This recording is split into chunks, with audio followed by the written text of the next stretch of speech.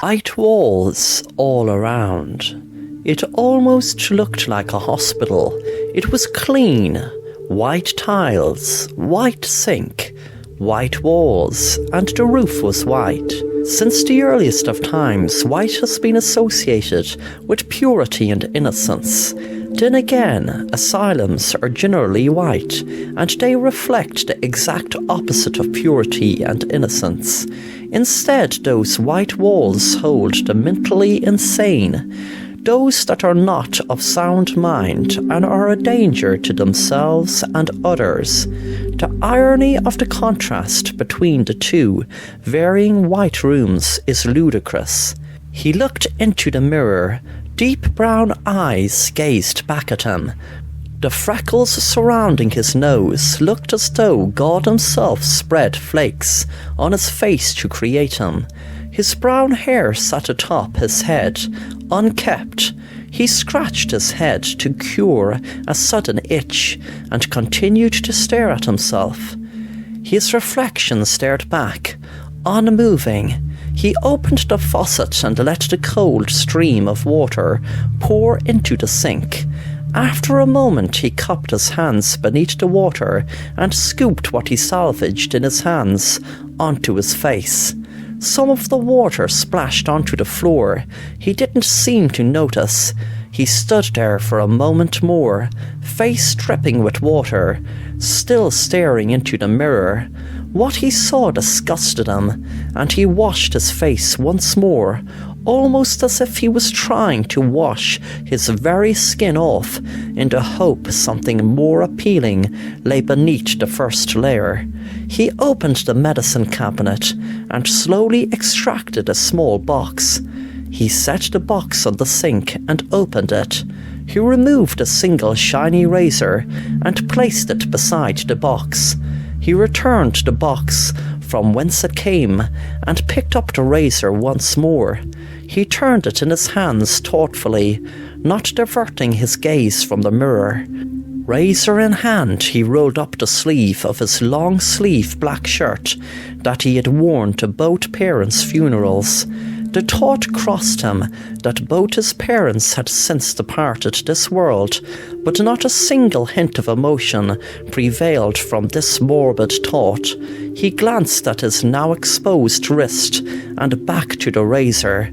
The moment the blade touched his skin, he drew in a quick, sharp breath. The icy feel of the metal made him hesitate for a moment.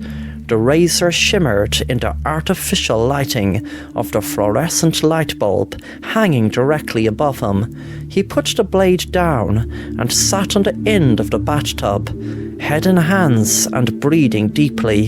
He glanced at the weapon of self-harm and then at his wrists. Then back to the sharp, unforgiving steel he had placed on the edge of the sink.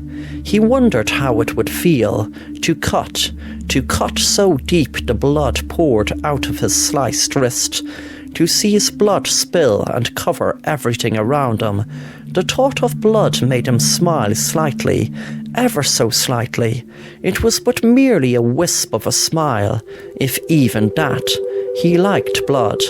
The thought of blood made him think of the time he took the life of a stray cat he had lured into his home, how it had purred contentedly while he had petted and stroked it, followed by the hiss of terror it let loose when he squeezed and bit into one of its ears, bit so hard he felt the cartilage crunch under the pressure of his teeth, but not before his teeth had ripped into the skin.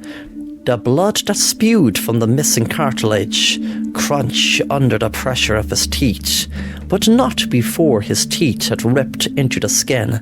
The blood that spewed from the missing appendage had excited him, and he laughed ever so sweetly at the sight of the feline's ear he had spat on the floor.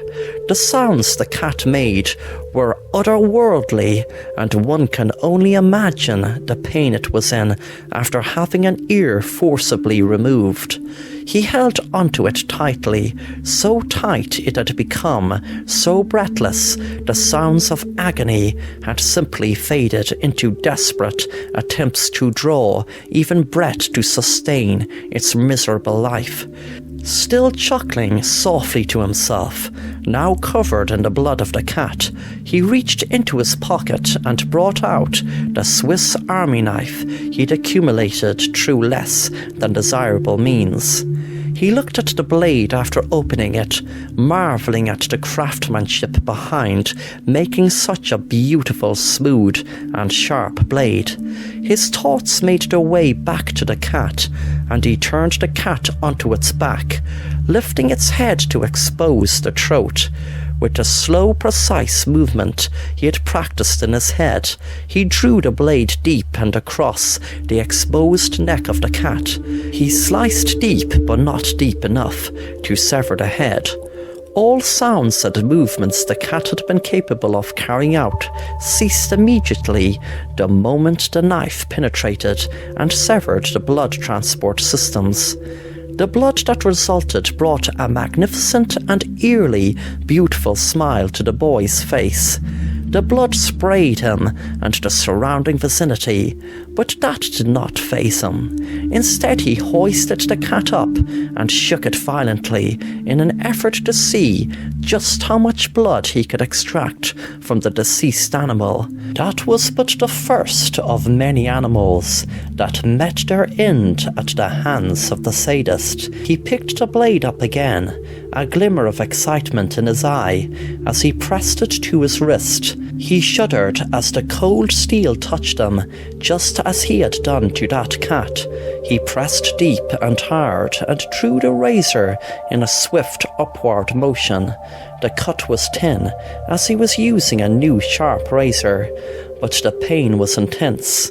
He felt as though someone had set fire to his wrist. The blood was little at first, and came out slowly, but as he set the razor down, he noticed the floor beneath him was covered in blood.